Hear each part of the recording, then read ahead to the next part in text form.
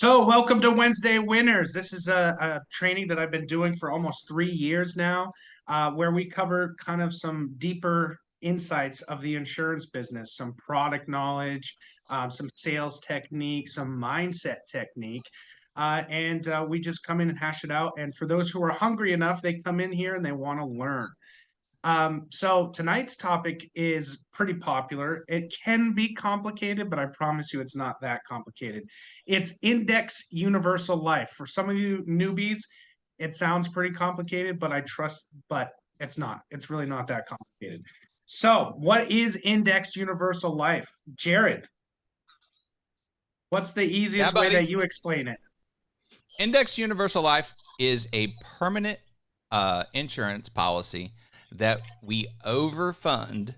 We minimize the cost of insurance and overfund with money where your money can go up and it never goes down. You either make Never, money or stay the same. never, never. Ever. There are two types of permanent insurance. There's whole life and there is universal life. Now, some of you may be confused and be say, like, what about final expense? Well, final expense is a type of whole life, which is a permanent policy. All Correct. right. So, what's cool about whole life and permanent policies is that some of them let you participate in what the carriers do to make money. They earn interest. Carriers and insurance companies use your premiums to invest to make money. They do it with your term money. They do it with your whole life money, your index universal life money. So they invest in stable things like real estate and stocks and bonds, right? That's how they gain their assets. How many stadiums do you see with insurance companies' names on them, right? That's what they do. They hold those assets so that they can pay their death benefits, right? They make money earning interest in investing it. So participating means that they allow us to benefit on it as well. Guys, if you could mute out until we're ready to ask questions, that would be great. There we go. Brandon, I didn't mean to say unmute, so you can leave that off. Anyways, there's non-participating and participating. Non-participating is usually what a whole life offers, final expense. You don't get to choose where the money goes. They're just going to say, well, you're going to have cash value and we'll credit you 4% on your premiums year over year. Okay. Participating, as specifically in an index universal life, you get to choose out of a certain set of indexes where your money is going. So you have a choice to earn whatever that index is. The carrier has it set for you so that you can have that choice. Okay. So out of those indexes, they are attached to the stock market, but not in it. That's the clear thing that you need to understand. Your monies goes into the carrier's general account. So it never goes actually into the stock market. The carrier does that. So if you get credited a certain interest, that's because the carrier had invested your money and earned a specific interest so that they could credit you that. Here's the cool thing about that. Since it's not directly in the stock market, guess what? If the stock market goes down, your money's in the general account. It stays the same. So you can't lose when the money goes down. When the money goes up, so does your money. Now the market goes down, guess what? Your money's still the same, still up there. So stock market's kind of like this. It goes up and then it goes down, and then it goes up and it goes down. Sometimes it goes down a lot, 2008. Sometimes it goes up a lot, sometimes it goes down again. With the general account with a carrier, it's the same thing for annuities. It can go up, up, up, and then it'll just stay the same if the market tanks. Up, up, up. So do you see how that's a ladder of growth? It's never going down. So it shields you from market loss. Now, there's a ton of tax implications that we're not going to get into. You guys can read up on those, but essentially, the federal government has set up laws in place so that you can put a maximum amount of money into a policy before it becomes what we call a modified endowment contract. That's a fancy word for saying that you're going to get taxed 35% if it goes over that amount. There's a couple of different tests that you can do that most of your calculations are already going to do to make sure that your premiums don't go above that amount allowed. And usually it's called the 7-pay premium. So you can't put more than how many, you can't put more than 7 years premiums in 1 year, right, Jared? Is that how that goes? I think that's how it goes. So basically, you just don't want to be, you don't want to go over. Yep, that's correct. Sorry, I was muted. Yeah, you can't put 7 years of premiums within 1 year of premium, or it'll become a modified endowment contract, which you don't want to do. So whole life, they're just gonna take your risk, right? How likely is this person to die? Because he wants this policy for the rest of their life, and that's how they're going to determine your premium. They'll allow you to collect a dividend, but they're not going to allow you to participate heavily in where that money's going.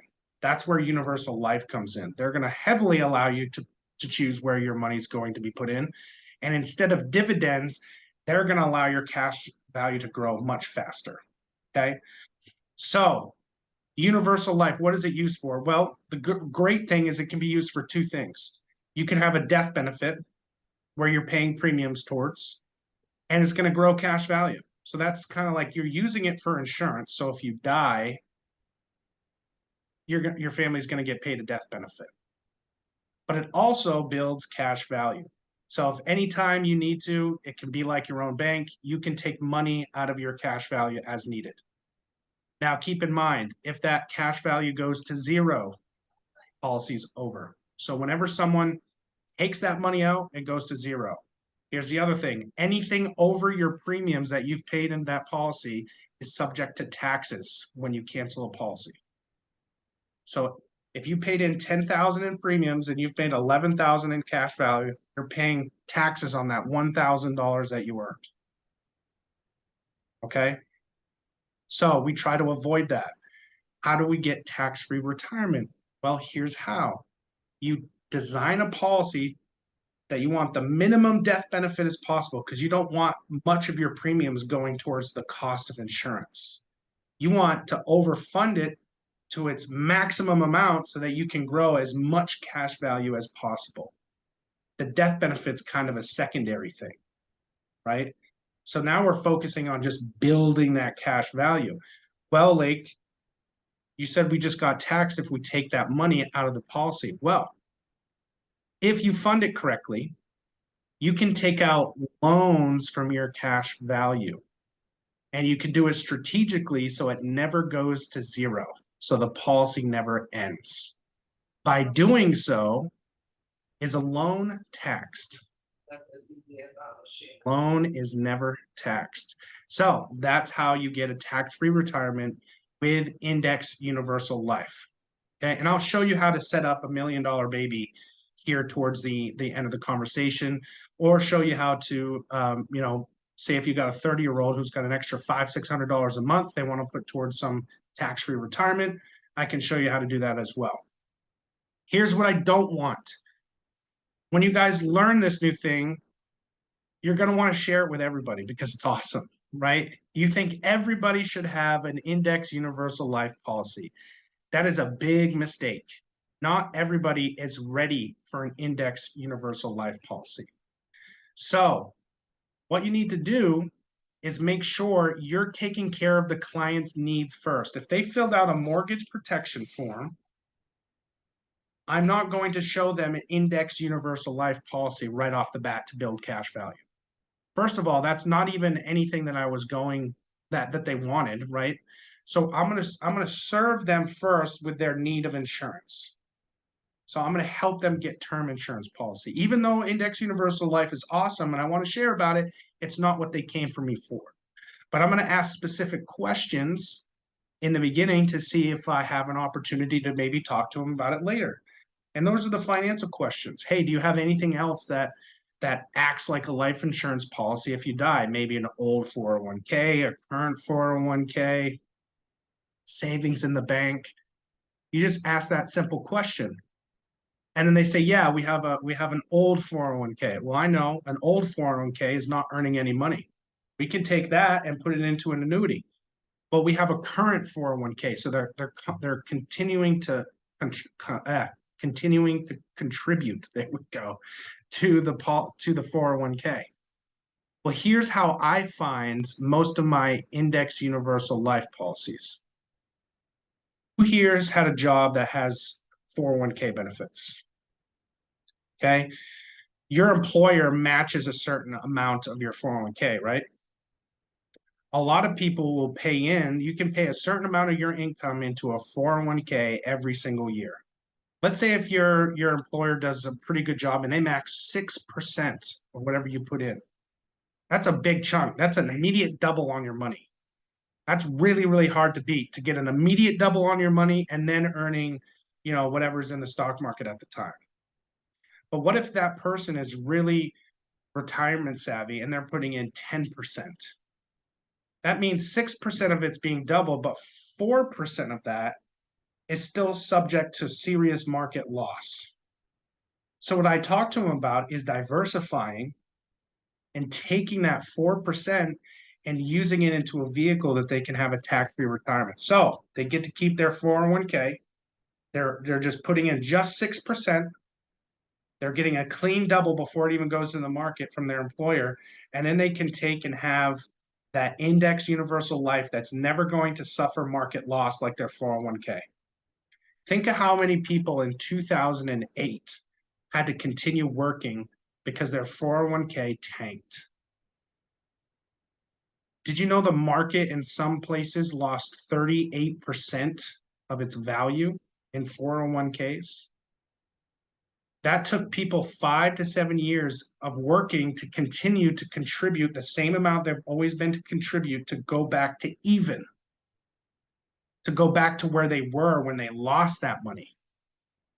If they would have had an index universal life, they wouldn't have had to worry about it, because that index universal life would have offset what they lost. They could have left the 401k alone and had this tax-free retirement in place so that they could use it. That's the beauty of an index universal life. Now, there are different types out there. Forrester's SUL is a type of universal life. It's a simplified version, right? It's non-medical. It's mainly used for the death benefit, and the cash value is just a bonus benefit. Make sense? If we're looking to build a tax-free retirement, it's not really for the death benefit, it's for the cash value. Because we want the death benefit to be as little as possible. Am I making sense so far? The death benefit needs to be as little as possible for the amount that they're putting in order to have the most cash value being built and overfund that. Okay. And plus, Forrester's rates aren't the best if you're trying to have cash accumulation. They're only at 4.55%, and we're seeing a much larger rates of, we'll see in a minute, but it's like anywhere between 6 and 7.9% in some places. So that's the idea. But that's how you find an index universal life. It's the same way that you would find an annuity. Someone's got an old 401k, great. Talk to them about it after. Say, hey, I may have something for you. Let's talk about it after we're done here. Okay. If they have a current 401k, okay, great. I'm glad you have that. Let's talk about something when we're done here. And then you're going to bam, fam, book a meeting from a meeting. You're going to book a separate time just to offer, hey, I'm just gonna go over some info and show you what it would look like to take that money and put it into a tax-free retirement. If you know they've got children or grandchildren, talk to them about setting them up so that they have money in that account. A lot of people will put money into CDs. CDs is like something you get from the bank that earns 2%, maybe 3%. But with an index universal life policy, they can grow much faster. So remember that $1 million baby I was telling you about I did for $150 a month? That child will be able to take out $50,000 by the time they're 18 to help pay for college. College is paid for. At 30, they'll be able to take out another $50,000 out of that account to put down on their very first house. By the time you're 65, you'd have $6.2 million in tax-free retirement. Yeah, it's crazy. That's the power that it can do. So make sure you're talking to your clients about their needs first. I swear I cannot stress this enough. It's important. We get excited, and when we get excited about a new product, we tend to talk at people. We're not listening to them. We want to listen to their needs first. Terry, I know you've been in sales a long time. You know, when a new, someone new comes on board and they want to tell you about the newest product out there, but that client may not even need that product. They might need a different product, right?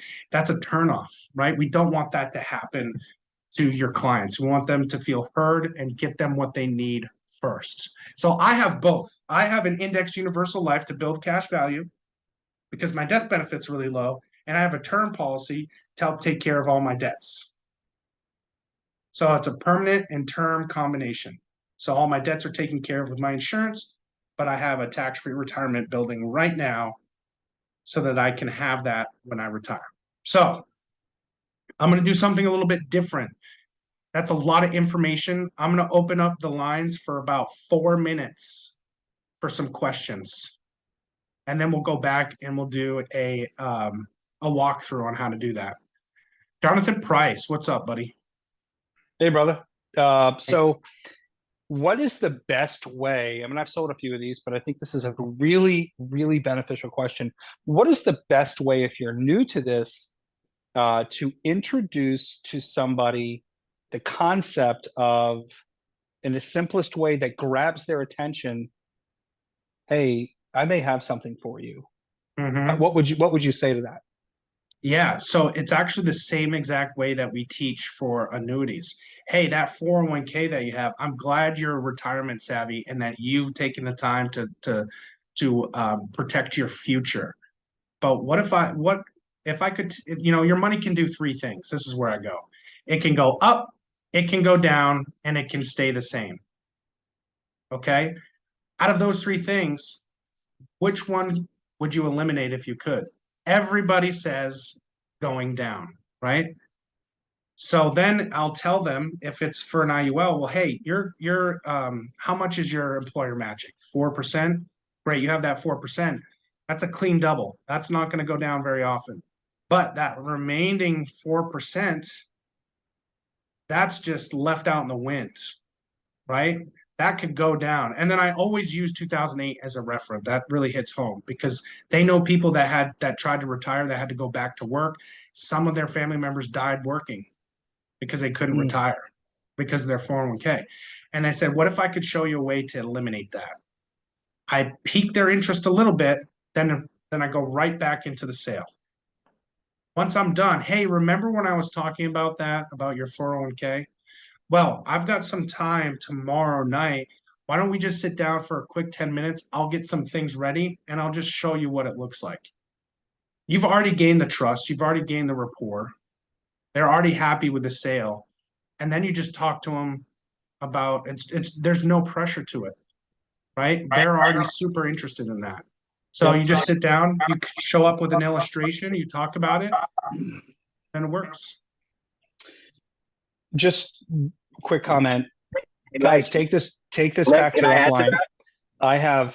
I leaned on Jared a bunch of times. He helped me sell these.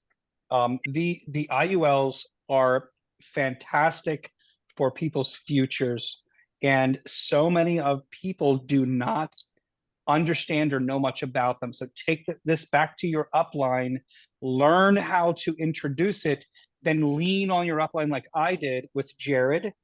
And get these policies for people. That's the last comment I wanted to make. Learn how to introduce it. Go back to your upline. Go ahead, Jared. Yeah. So JP, you're absolutely right. Before you do something for the first time, always go ask your upline, right? But one of the good ways to describe an IUL to somebody that's never heard of one before is it's like a Roth IRA on steroids. So research Roth IRAs. When you put money into a Roth IRA, when you take money out of that Roth IRA, you're going to take it out income tax free. That's the benefit of putting it in a Roth IRA. But unlike a Roth IRA, there's no cap limits on what you can put in a year. There's no income limits. Roth IRAs, you can't make over a certain amount and contribute to them. And you can lose money in a Roth IRA. You cannot lose money in an IUL. So I always say it's like a Roth IRA on steroids. Anyways, back to you, Leg. Yeah, that's a great point. I use that a lot as well. So I encourage you to look up Roth IRAs, understand how that works. And you know what the great thing about it is, Jared, is that we don't have to go out there and get a Series 6 or Series 7 to be able to help people with their retirements. This is just your life license to be able to Exactly. do that. Mhm. It's so true. And what I always say, like, you're able to set it and forget it. You know, Mhm. you don't have to worry if the market tanks because the market doesn't like who's ever sitting in that White House. If the market tanks, your money's okay. You can go to bed resting easy at night, knowing that your money is safe right where it is. Mhm. Peace of mind is a huge deal. Huge deal. Huge deal. I know people that are like glued to their phones when the market is, going under, right? Because they're just constantly looking at that number going down, down. Oh, I wish I invested different, right? They don't have to worry about it with this. Diane. Okay, I think I've heard this before on the Million Dollar Babies that like as a grandparent, if I wanted to put that on my grandkids, Mhm. you have to get parents' signature to do that. You Yes. can't do it directly, right? Okay. Yes.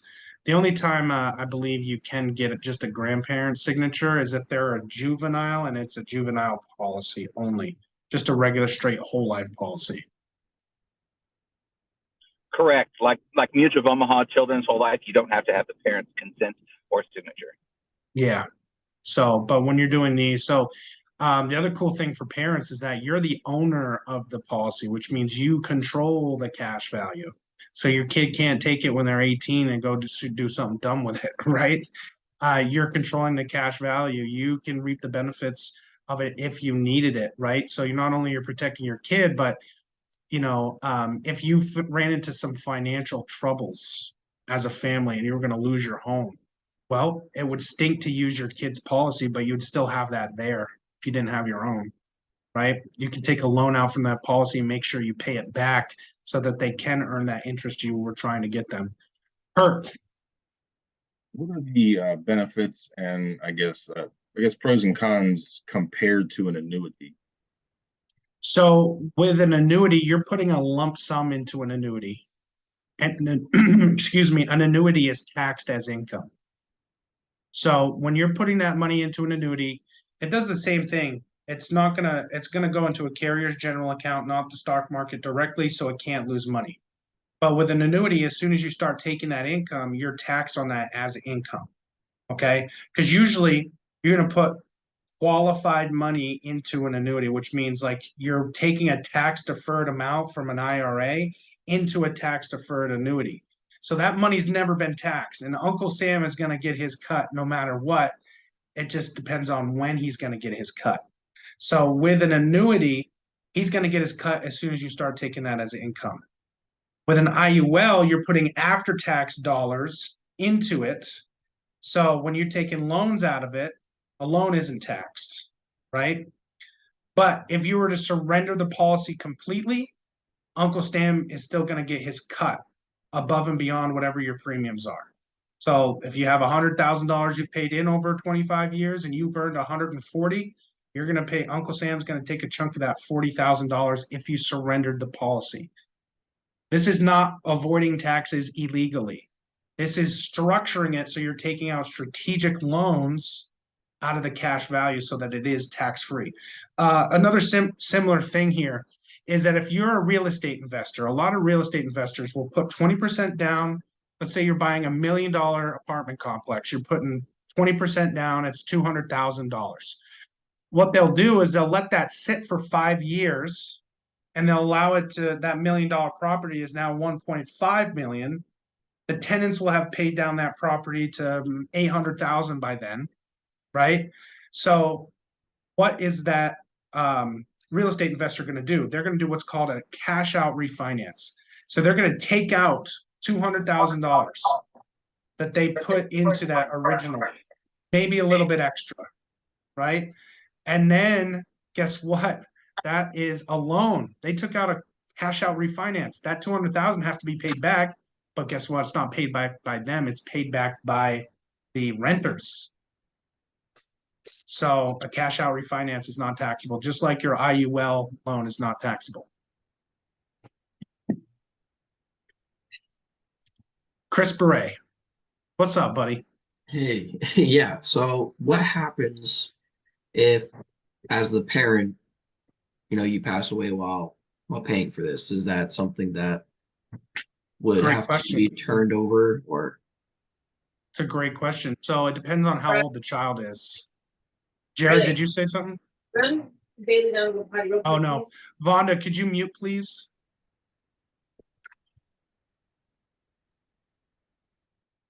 Okay. So what's going to happen is going to go to their new legal guardian, basically, what would happen. But if the child is 18, it would go directly to them. They would have a choice to be an owner. Great question, though. Terrell. Hey, how's it going, man? Good, Terrell. How are you? Doing pretty good. So as far as the selling point, right? If I was going to explain the 401k versus annuity, which is taxed more, right? I mean, if you borrow from both, right, you're going to have. We're losing you, Terrell.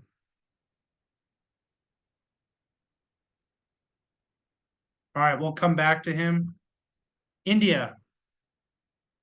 What happens if you don't pay the loan back? You hear me? Good question. Good question. Yeah, Terrell, we'll be right with you. So if you do not pay the loan back, your death benefit acts as collateral. So if you take out a $10,000 loan from your 100,000 cash value and your death benefit's 500,000, what'll happen is your family will just get $490,000. Okay. Okay. And Terrell, what was your question? My question was which has more taxes, the 401ks or the annuities? So they're all going to be taxed based on your tax bracket. Okay.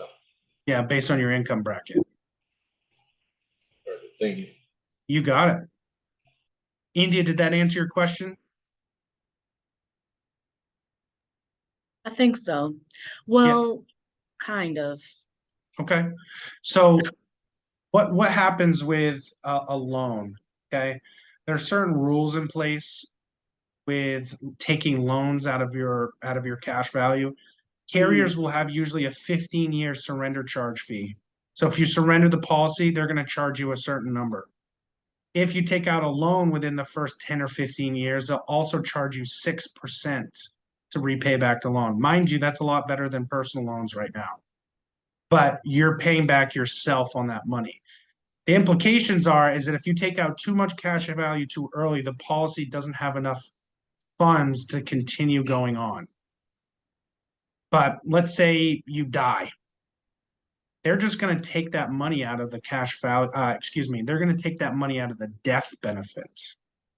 So whatever loan you have and the policy is still alive, they're taking that money out of the death benefit. So with a mortgage, the house is your collateral, right? If you fail to pay your loan payments, they're going to take the house. That's the collateral for the loan. Your index universal life, the death benefit is collateral for your loans that you take out of the policy. So if you take a $10,000 loan, right, and then but the cash value is still growing, if you're not paying it back and then pass away, it's just gonna subtract that 10,000 from whatever you were left with, which is the death benefit plus the cash value that was growing, correct? No. Death benefit's always more than the cash value. So the death benefit has to be more than the cash value, always. Right. So basically what's happening is that whatever you take out, just minus that from the death benefit if you die. So it's a win-win for your family. Because if you're growing this cash value for a tax-free retirement and you died 20 years beforehand, oops, your family gets $1 million. Oops, your family gets $500,000. Oh, you took out a $10,000 loan. Oops, they get $490,000. Oops, they get $990,000, right? So they would still have gotten they would still have gotten more lump sum up front, right? It would have been great if you would have been around for your retirement, but at least they have that. And the death benefit is tax-free. Okay.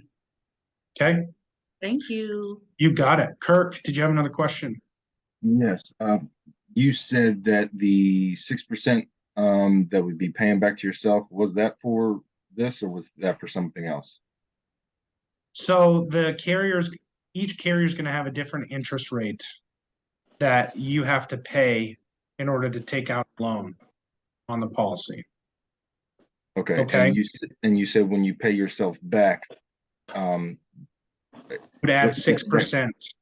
yeah, that interest that you're paying back, and you said it's going to you. So whatever they say you owe an No, interest, they're 6%? taking 6%. So if let's say you're earning 6% on your money in an index universal life, and they charge you 6% as you're paying it back. That's a wash loan. Because you're earning 6% on whatever you're paying back, but they're taking 6%. So really you're only paying 0% interest on that. It would wash out. If you're earning 8% on your money and they're charging you 6%, you're actually acting like the bank and you're earning 2% interest on whatever you're paying yourself back. So you'll end up having more money by the end of your paying the loan than you would. That's the basic concept of infinite banking. Terry. Yes, I have a scenario that I'd just like to pass by. I'm really Mhm. new at this, so I'm just going to ask a question. So I have a 57-year-old male who's getting ready to inherit about $750,000, and we're having Mhm. conversations on a daily basis, just on different things in the world. And I tell him, hey, you need to put it somewhere. What?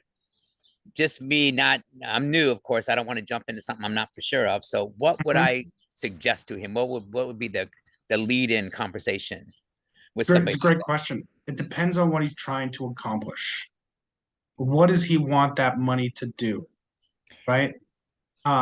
Yes, he's already explained that to me. He does want retirement. He wants money that he can live off the rest of his life. Annuity all the way. Okay, got it. Annuity all the way. Yeah, that's an easy. And just so you know, there's suitability laws with annuities that we can cover another night, but basically the federal government says that you can't put more than 80% of your liquid cash into an annuity all at once. So as long as he's got, what is 20% of 750? As long as he's got 150,000 of liquid cash, not including his own home or the equity in his home, whether it's in savings or 401ks or whatever, if he took and put all that money into an annuity, he could start, taking out retirement depending on how you do it. And you're going to get paid anywhere from 2 to 6% on 750,000 on that one. So that's what we would call a whale. So yeah. But an annuity 750, but he can't take that out. I just took the test. 59 and a half, will he be penalized? He's 57 years old, so he has to wait till he's 59 or 60 years old before he can. Yeah. So you'd have to wait 2.5 years, but by then it's going to compound quite a bit. Yes. What I did, I had a 67-year-old woman put in 117,000 into an annuity. So with an annuity, you can take out 10% a year without any penalties. 10% a year without any penalties. So while it's earning interest, we did a 10-year annuity. She's taking out free amount every year, which is like $15,000 a year that she's getting every single year for the first 10 years. And then she can take out as much as she wants after the 10 years. And she can kind of say, well, I'm going to live another 15 years. So I'm going to split it up between that. Right. So he's got quite a bit of options, but definitely get with Nelson and me on that one, and we can help you figure out what's the best route for it. Absolutely. That when the time comes, I will be reaching out. That's for sure. I'm not going to do it by myself. Yeah, but like he could put that money in several different places, but I would just say, hey, if you put that money in the stock market, it can do three things. It can go up, it can go down, or it can stay the same. If I could eliminate one of those for you, what would it be? He's going to say, go down. Well, let me pull up some numbers and show you what it would look like. Got it. Beautiful. Thank you so much. Perfect. And last question, Tia Hayes. Hey, I just wanted to ask, because I might have a situation where I can have $1 million baby. And so what company, I might have missed it if I hope I didn't, but what company offers the IUL? So we have And several, but we okay, use Fidelity and Guarantee, also known as F&G. okay. Yes, I have them. Okay, I have them. And and so I didn't know how to well, now that you're telling me about it, how would I present it to the person that really they came to me because they want to get some insurance on their baby, and the baby isn't even one yet. Mm-hmm. So how do Yeah. I go about presenting it? Great question. So basically you're talking about, hey, what if we could get them insurance and also build a retirement for them at the same time? Would you be interested in that? And then we'd find out how much they're willing to put into it, and then we'd build an illustration and show it to them. It's really that easy. Hey, because if you know, I don't have any kids yet, but if someone came to me and said, hey, what if we could get insurance on your kids so they never have to worry about it, but also build a tax-free retirement for them? You know, that's huge. So Yeah. that's where I would go. Yeah, Thank you. you got it. You got it. So one thing that so how do we get paid on IULs, right? Because we're overfunding the what the premium requires, right? We're paying more than what it is for the death benefit. The carriers pay us only on the target premium, which is the premium required to keep the death benefit alive. That's what we get paid on. We get paid like 0.5 or 1% on the overage, which is not much at all. So if you're doing $1 million babies, don't expect to get rich off $1 million babies, because guess how much it costs for, you know, a 6-month-old to have insurance for $50,000. It's like $200 a year, right? That's what we get paid on, right? You're going to get paid on larger IULs, right? For, you know, like for instance, one I did for a nurse, she's paying $450. That was the 4% of her overage that she was putting in her 401k, and the premium was like, the target premium was like $2,000. So I got paid on $2,000, even though she was putting, you know, $6,000 in there. So don't expect to get rich off them, but they're a great product to help people. It's a great way to build referrals, and I'll take all the sales that I can get for $1 million babies, right? Even with referrals, if you start doing $1 million baby, you can start talking to the parents and seeing what they have, right? You can it sets you up to do a policy review them. It sets you up to do something for them. So it's yeah, it's pretty awesome. So I wanted to do, before we end this, I wanted to set up a fictitious scenario for $1 million baby.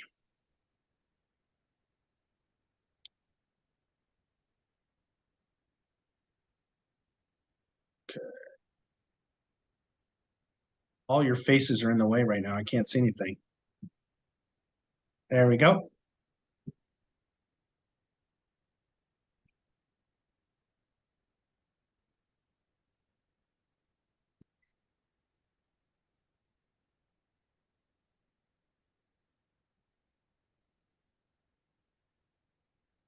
All right, so this is F&G. I'm going to do Wednesday winner. Say their birthday is 1/1/2023. Okay. Let's say that they're a male with a IUL, right? We're used to selling insurance where they want a death benefit. This is how much the premium costs. We do it in reverse with an IUL. We want to know how much premium they want to put into it so that we can design the death benefit to be as small as possible. So let's say this family has said, we're willing to put $200 a month away for little Johnny. Okay. Let's do that. Now, the best one to use, don't ask me the difference between these other guys, but is F&G Path Setter. They have the most aggressive indexes that you can have. So we're going to select that.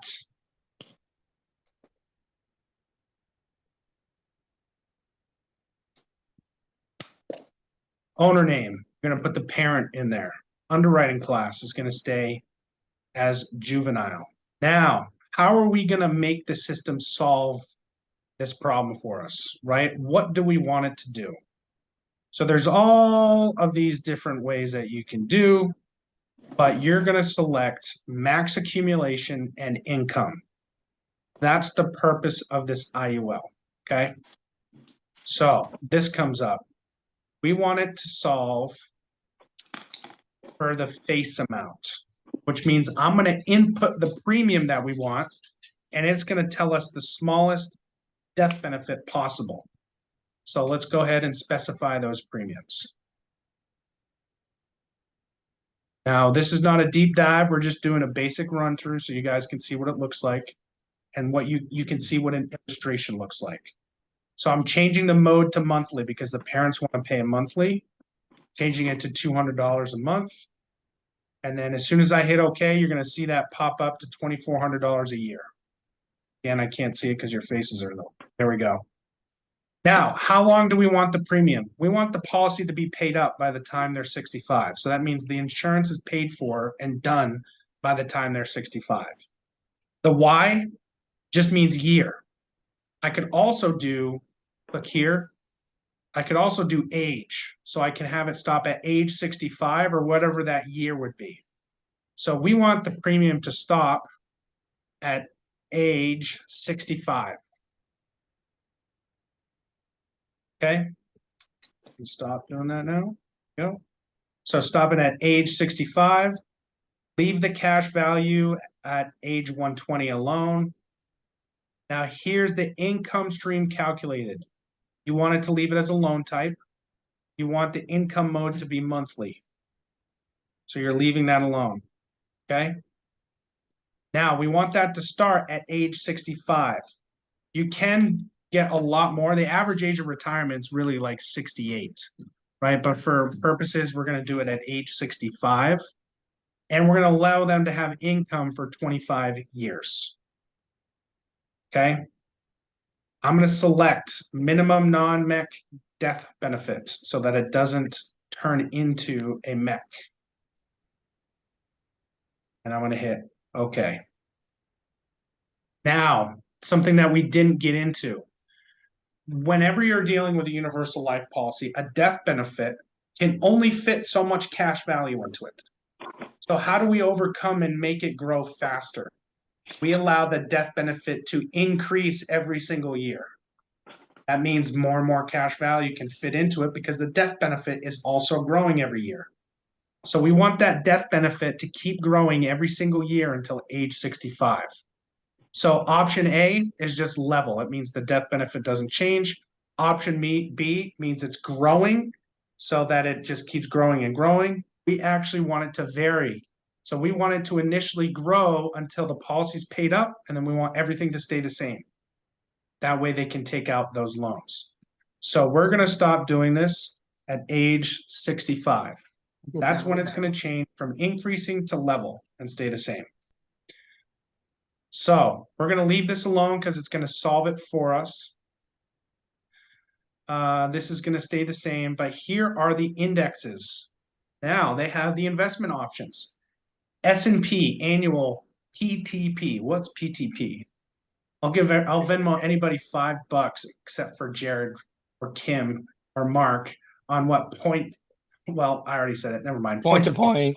Come on now. Point to point. So it means point to point, which means annual point to point. They're going to be looking at the calendar year on how the market did, and they're going to credit you 100% of that interest that's earned. So if it earns 7.23%, you're going to get 7.23% credit. S&P annual point to point 100% with a 1% bonus. That means you get 100% of whatever it was earning plus a 1% bonus. So this is really, if you earn 5.83%, you're getting an additional 1% bonus, which is 6.83%. Now you have S&P annual point to point 140%. So that means they're going to give you 140% of whatever that the best 4 months of the market did that last year. And they're going to keep doing this every year. So if that earned 10% last year, you're going to get credited 14% on your money. Okay. And then you have the monthly point to point, and then you have the Barclays. But I always choose the top 2 earners at the time. So we're doing 50% here. And yes, the parents or whoever owns the policy can change this after the first year. They can change it to whatever they want after the initial year. So we're putting our money into the biggest earners right here. I'm just splitting it up to make sure that they get the best possible diversification. Everything down here comes with additional benefits. Oh, doesn't that look familiar? Chronic, critical, terminal illness. It's automatically included. If you had any of those issues at any time, you can use 100% of the death benefit if you needed to. So we're not going to add any riders. We don't want to add any of these riders because that adds additional cost of insurance. That takes away from our extra money that we want to go towards cash value. So all we have to do, click view and print, and it'll work the illustration for us. Now, I do have to say, Fidelity and Guarantee has one of the best agent services call center out of all the carriers that we use. They're extremely helpful. They'll help explain things for you. They'll show you what it looks like. But this is an illustration, an official illustration. So the starting death benefit for this child is going to be $112,644. That's what it starts at. Okay, and we're paying in $2,400 a year. Guideline single premium. Where is it? Actually, I'm looking for 7-pay. Anyways, how I learned about this is actually reading an illustration. I went through and I read all of this so that I could understand what we offer. But since we're running low on time, I'm going to show you what the cash value does for this kiddo. If your client has questions about how it's going to perform, this gives you the last 20-year performance of every single index that we use. So, and that's the current rate that we show is the 7.5%. Actually, it's not even the current, we show the current rate, not the average over the last 20 years. So we can show them that, hey, even with 2008, the S&P 500 still grew 7%, 7.5% the last 20 years, so that your money is always protected. All right, so here, age 1, year 1. This is how much premium they pay every year. Here's where it can get real confusing. With the laws in place, we cannot show anything above the current interests, right? Back in the 90s, people went wild with these policies. They could show them any interest that they wanted to. They could show you a 30% earning interest. And so people were underfunding their policies greatly because it wasn't reaching those 30% heights, and they were losing their insurance and they were losing all their money. So a lot of laws came into place. So guaranteed assumptions means that this is what the policy would do if it only earned 0.25%, which is the guarantee. If the market drops to 0, you're earning 0.25% on your money. It's a lot better than losing 30% of your money. But 0.25%, this is what the policy would perform at. Non-guaranteed assumptions, this is at a fixed rate. So this is if only you earn 4.75% on your money, which is offered, is an option. And then the non-guaranteed is split between the 2 indexes that I did, and they take that average. So this is assuming that it earns 6.82% for the entire period of the policy. Okay, so we're always going to focus on this one right here because this is realistically what it's going to be. The great thing about it is that this is kind of underselling the IUL because it's always going to be generally more than the non-guaranteed because the market is always growing. You saw it grew at 7.54%, right? And this is just with the economy right now. So paying that premium after 10 years, they pay in 2,400. Now look what they're 18. They'll have paid in almost $48,000 in there, but they'll have, where is that? Account values. $76,000 in cash value by the time they reach 20. What about 30? They'll have $196,000 in cash value by the time they're 30. They've only paid 72 in so far. They've already doubled their money. Now look, if they pass away and they have children, their family's getting triple or double of whatever their cash value is, tax-free with that death benefit. See how that's a win-win? Yeah, it sucks we didn't get that cash value, but your family gets 490,000 tax-free. Now check out the craziest thing. So we're going to go all the way down to retirement age. Okay. This means that they have paid by the age of 65, your parents will have invested or collected of you $156,000. That's a lot of money.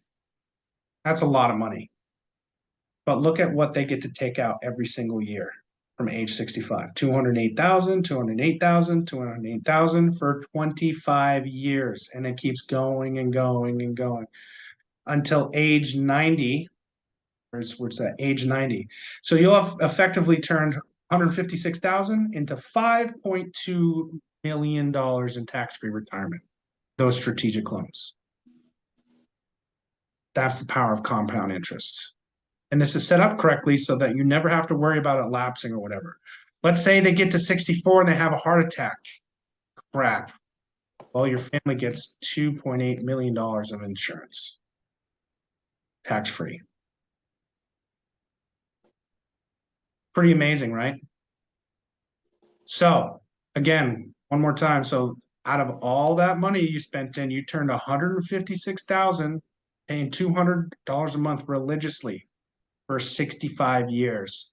We'll turn it into $5.2 million for that child. This is why starting early is important, right? I wish I had my parents had this. It wasn't that popular back when I was born, but now these kids are going to be set up for life. I mean, by the time, well, let's hope $5 million at least buys a milkshake in 60 years, but with inflation, but at least they have something, right? That's a huge deal. So 4 minutes left. Let's get some questions in.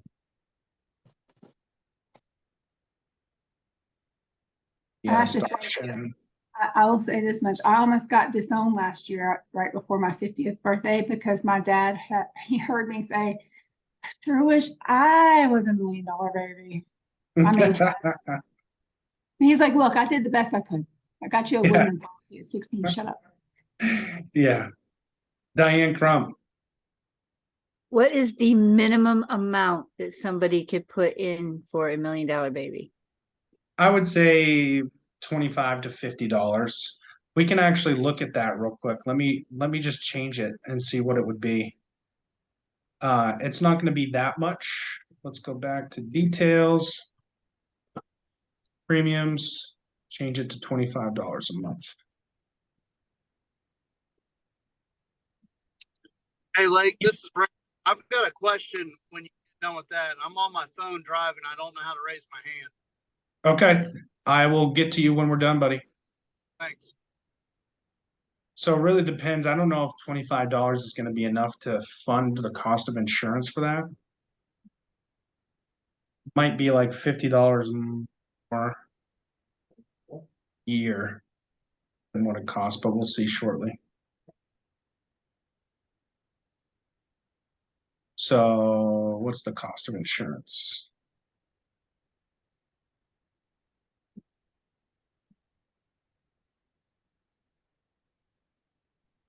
Yeah, so that's enough to fund it. $300 a year would give them $14,000 extra in retirement at that age. This is a 6-month-old. Remember, this is a 6-month-old. $25 probably wouldn't be enough for a 2, 3, 4-year-old. But you could always try and play with it beforehand. Down here on page 16, it should tell you. Yeah, so the target premium is basically the cost of insurance.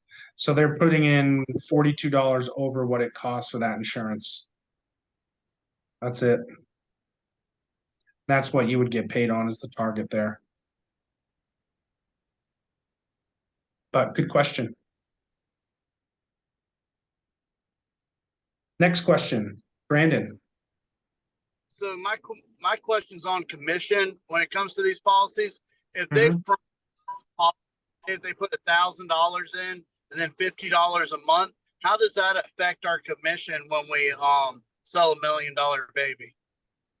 You broke up at the perfect time for me not to hear you. Can you say that again? So if they front load the policy with $1,000 and then $50 a month, how does that affect our commission when getting paid? It wouldn't, because the front loading is going to take probably about 7 years. If you're trying to do the max, you're going to front load it for 7 years and then pay the minimum.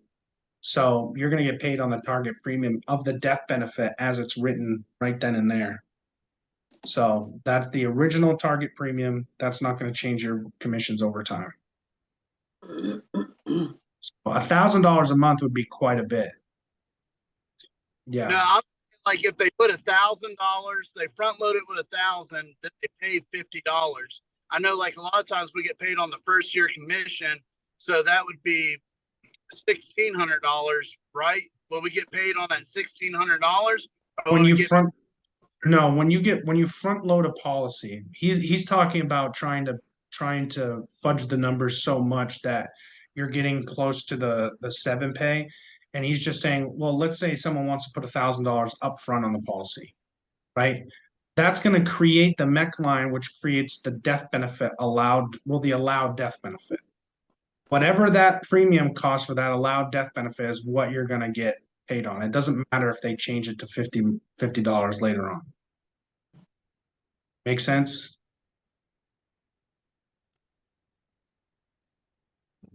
Yes, it does. Okay. Keep in mind, if we're doing these policies, after age 50, it requires a medical exam.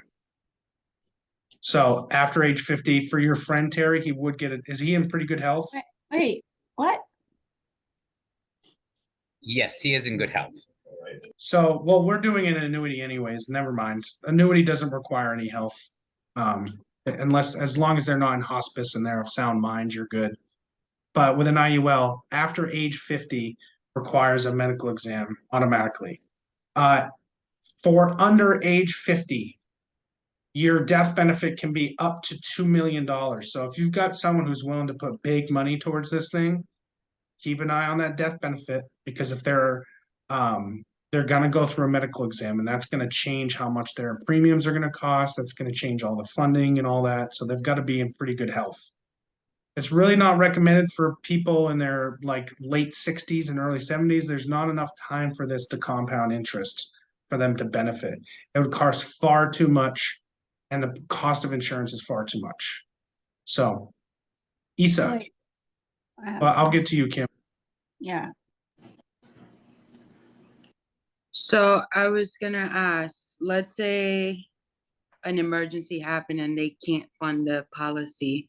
Can they use the cash value that's in there to fund, like pay their premiums until they're able to? Yep, absolutely. Yep. So that's basically an automatic premium loan, which means the carrier would just take it out of your cash value to pay for the premiums. Now, that is going to affect your cash value. So if you keep letting that run over, you can do that as long as there's cash value, but someday the cash value is going to run out if you keep doing that. So if they forget about it and leave it on minimum, it's all ruined. You're going to want it, if you want it to match the illustration that we have, you're going to want to pay that back. So I don't tell people, like, don't just take a loan out of this to take a loan out of it and say, well, if I die, there goes the money, because now you screwed up the cash value.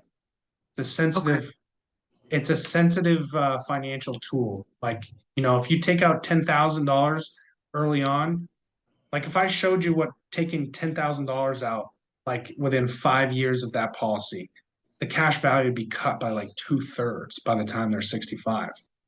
Because you need that extra money to compound the interest heavily later on. Okay. Kim, you're muted. Early on, I had a client that was asking me to meet with them about majorly front loading one. And he was in his upper 50s. So I had Jared and Aaron help me with it because I had no clue. I was really, really early on. But their underwriting programs in here. It says that has this changed? Because it says in this that there's exam-free underwriting for clients ages 0 to 60 applying for $1 million or less. And so $1 million or less is Yeah. exam free for like 50 to 55. It says 0 to 60. That's why I'm asking. 60. Yeah. Okay. So as long as the death benefit's under $1 million, it's exam free, which doesn't mean non-medical. It means that they may not need a physical exam.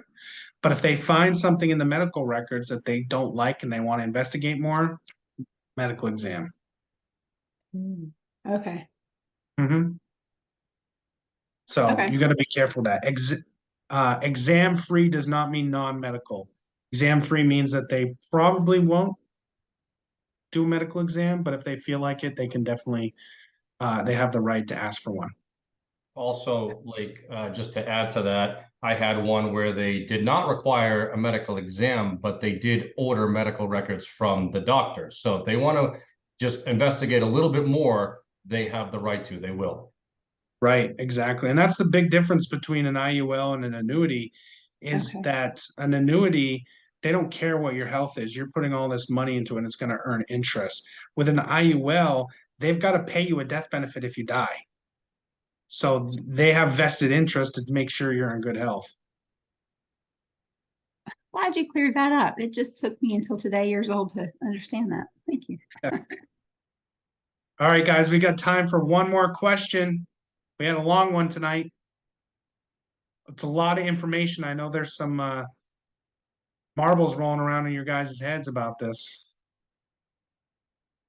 Going once, going twice. I have a question. There we go, India. What's up? So I actually just booked an appointment right before we got on here. It was a mortgage protection lead.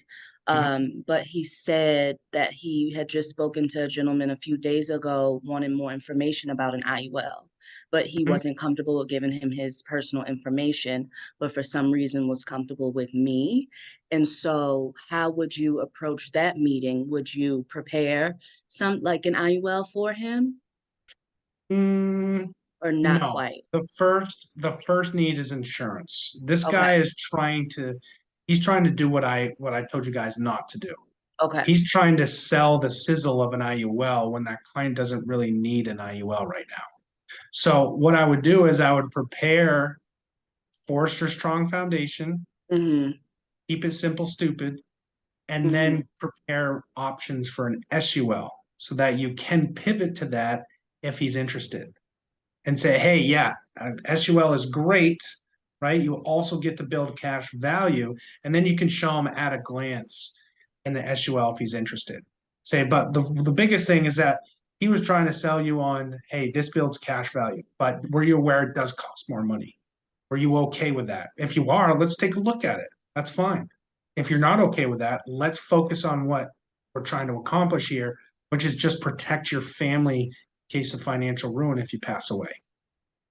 Okay. Now, what is that going to do? Well, he's going to look up to you and say, wow, you could really just rake me over the coals and just sold me a really expensive policy. Right? And that's going to make you look really good. And we're doing a nice thing for them, right? Because we're just trying to help them achieve their basic goal, which is that protection. Right? We're not trying to upsell them. Don't look pushy in that sense either. So that's what I would do. Okay. Yeah, just to add to that, Lake, Max Bia, let's go. It's smart. All right. That said, in the beginning, when you learn, you start to level up each time, and you learn about, like we're teaching now, about smart universal life or index universal life. Something in your brain pivots because you know it's a great product and it's something that you would love to have. But always remember that they're filling out a mortgage protection life insurance form. What that means is that they have a 30-year mortgage. They're looking for 30 years of coverage to protect the home. So if you instantly go into the mode of, SUL, SUL, IUL, IUL. You know, you're not doing them the justice of what they're looking to do, but then also you got to remember about repeat business. Okay. Okay. You know, in the event that, you know, you have them in 2 years, you can now convert them over to a smart universal life. Okay. But don't get, I made that mistake, and you can lose clients that way. If you're just showing them a smart universal life and they're budget conscious, and you're showing them a high dollar whole life product or a permanent product, then you might end up losing them. Stick to what it is that they fill out the form for, and then listen to them. Listen to the client when you're talking to them, and they say something like, well, okay, that's 20 years of coverage. What happens when at that 20 years? Well, I'm glad you asked. You know, at the end of that 20 years, you're no longer going to have insurance. It's going to end, and you'll be 20 years older looking for insurance. But it served the purpose of covering the mortgage. Were you looking for something else? Did you have something else in place? Okay. Listen to them. Okay. Don't just immediately come out of the gun with an SUL or an IUL. Listen to their needs and then pivot from there. Yeah. Hey, what about this return of premium that we saw on the form? Right? It's a great way to pivot. Guess what? Sometimes an SUL, sometimes you have to do the math. So don't just assume this is every case. Sometimes an SUL for young people is cheaper than America's CBO 100. And in 30 years, they'll actually end up having more than their premiums returned to them if they decide to cancel it. And I just show the clients that they have options. But, you know, imagine going to an ice cream shop. You wanted a strawberry ice cream with covered in chocolate fudge on a waffle cone. And the guy handed you a chocolate ice cream and talked about how great it was for 10 minutes. That's what happens if you try to show someone an SUL when they're looking for mortgage protection. Just like, dude, I want my strawberry ice cream. I don't want this chocolate, right? Everything you're saying to me is going in one out the other. Like, I'm either going to leave and go get my strawberry ice cream elsewhere, or I'm going to say, okay, just give me my strawberry ice cream, right? So that's the whole point of that. But that's it for tonight. Thank you guys for coming to Wednesday Winners. I hope you guys enjoyed it. It was action-packed. If you have any questions, which you will, think about it. Talk to your upline about them. Get to your growing upline, someone who knows about IULs, okay? And talk to them about that, and we'll get it set up to you. If I'm your agent mentor, feel free to reach out to me. If you're Jared's downline, he's I would say the TLG master on IUL, so he knows it as well. But just reach out to us with questions, and we'll see you guys next Wednesday. Bye now. Thanks, Lake. Thank you. Now I want ice cream. I know, right? Dang. I'm going to get some now. I've got some cookies and cream in the fridge. Ooh. There we go. Thank you, Bye, Lake.